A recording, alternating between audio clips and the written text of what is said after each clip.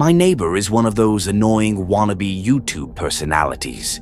Over the years, I've seen him cough out cinnamon, lay flat on the hood of his car as it slowly creeps down the driveway, and douse himself in lukewarm water, all the while screaming epic win, epic fail, epic maintenance of the status quo for all I know.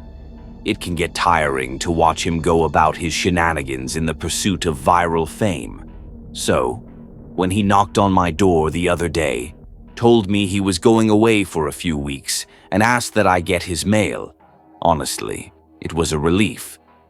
I can't explain the peace of mind I had, knowing I didn't have to brace myself for any of his stupidity for a while. I was always afraid his stunts would wind up bleeding over into my life.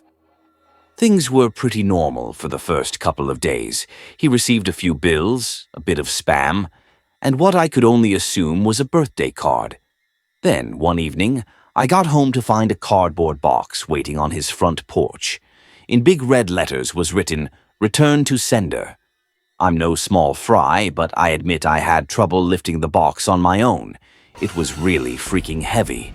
Lugging it across the road to my house was even harder, and I quickly realized there was no way I was going to drag it up the stairs and through my front door. I decided I'd leave his package in my garage. It wasn't like I kept my car in there. The garage door was a piece of shit that refused to open without a good thug and a whack. It was less trouble just leaving the car in the driveway than it was to fight with the garage door every morning and night. In hindsight, I should have set the package down while I struggled to open the tricky door, but you know how it is when you've got a good grip on something. No point in setting it down if you don't have to. It was as I kicked the door for a third time that I lost my grip on the package, and it fell to the ground. I heard a light crack inside. Shit, I cursed.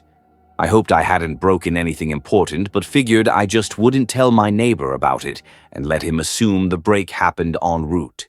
Hands-free, I finally managed to get the garage door unstuck, and boy did it screech in protest as it rolled up and over me.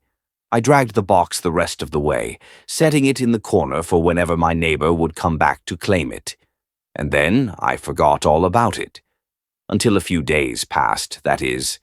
I'm not sure exactly how long it took for the smell to waft in from the crack under the garage-to-house door, but it came in slow progression.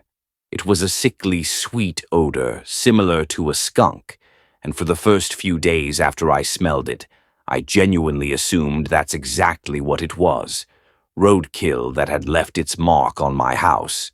It was only when I realized the scent was growing more intense instead of fading that I went looking for a source. That's when I opened the garage door, and that's when the odor knocked me back, holding my nose. The culprit wasn't hard to identify. The only change in my garage was the box in the corner. I remember thinking it must have been one of those meat-of-the-month subscription boxes.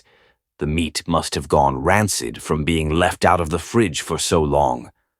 How much meat could have been in there for the box to have been so large and heavy? An entire freaking cow? I covered my nose as I approached the box, a pair of scissors in my hands. I probably wouldn't have needed them to open it, as it had become soggy enough at the bottom to poke through with a finger. But I wasn't about to poke my finger into spoiled meat juices. That soggy bottom was the reason I had to open the box in the first place.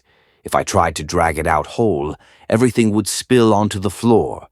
I was going to have to dump the pieces of meat one garbage bag at a time and take them down to the dumpster, a process I wasn't looking forward to.